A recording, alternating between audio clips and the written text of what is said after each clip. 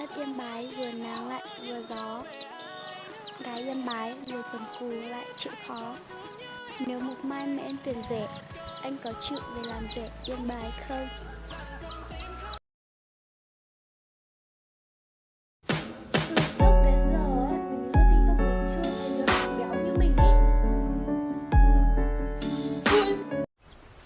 你录制陪了白鸟白，只有鸟个录呢。阿姐，这个要我去播。如果只看不去，你有没？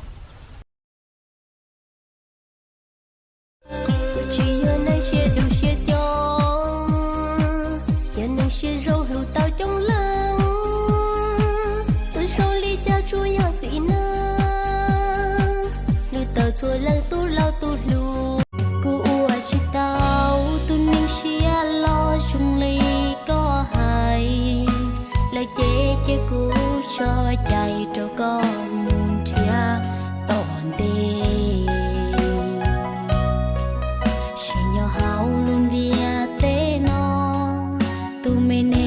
Rong đã có duyên chia tao nhỏ trao chế cao tu tư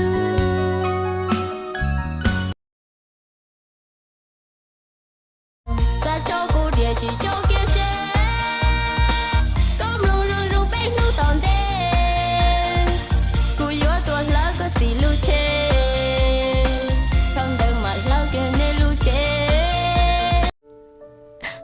Cô chỉ bảo tiền, tiền mình yêu lý cha, tiền sĩ cô yên chỉ tao lòng xe, cô yên nên nu nhỏ chơi tao co, tôi chỉ tao có mua xe li, tao cần trình, cô cho cái lúa thiệt, cô bảo hay tiền, cô giờ tí tôi chỉ nên, nhớ hồ cô luôn nên, tôi cô luôn tôi trả. Cái giờ của tôi chưa sinh, tôi nên ô lô cô, để cho cái lũ, nhưng đã hữu.